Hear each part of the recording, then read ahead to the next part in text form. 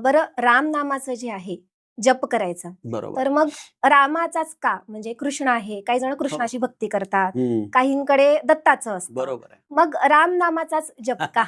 नाही, हा भाग अनेक लोकं विचारतात. किंबहुना माझ्याकडे इंडस्ट्रीमध्ये एकदा एक कोरियन माणूस आला होता आणि त्यांनी थोडाफार आपल्या धर्माचा अभ्यास केला होता आणि तो म्हणाला, की आमच्या धर्मात तर एक जीससच आहे किंवा आम्ही बघतो इस्लाम धर्मामध्ये एक अल्लाच मानला जातो. मग आमच्या हिंदू धर्मामध्ये एवढे 33 कोटी देव का? बरोबर, बरोबर. अशी एक विचारधारा आजच्या मुलांमध्ये येते आणि बऱ्याचदा अशा प्रश्नांची उत्तरं आपल्या घरातले कोणी देऊ शकत नाहीत.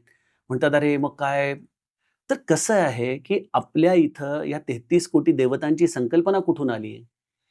एकच ब्रह्म, एकच ते तत्व. अनेकाकार झालं. कशामुळं झालं? भक्ताच्या इच्छेमुळं, भक्ताच्या प्रार्थनेमुळं झालं. रामचरितमानसमध्ये एक दोहा आहे, "अगुणहि सगुणहि नहि कछु भेदा." निर्गुण आणि सगुणामध्ये भेद नाही.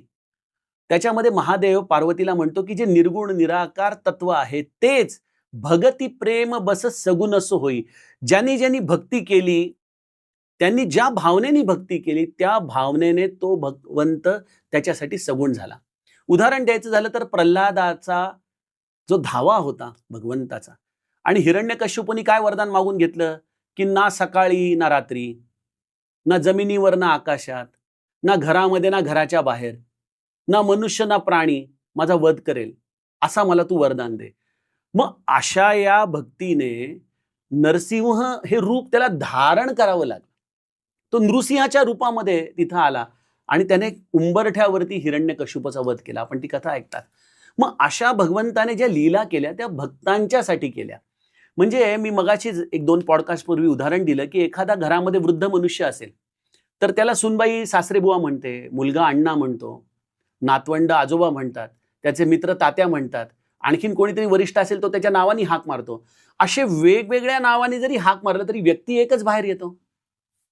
मग तुम्ही त्याला कृष्ण म्हणा, त्याला दत्त म्हणा, त्याला राम म्हणा, त्याला जगदंबा म्हणा, काही म्हणा, तुम्ही त्या निर्गुण निराकाराचीच उपासना करताय. हा पहिला टप्पा झाला.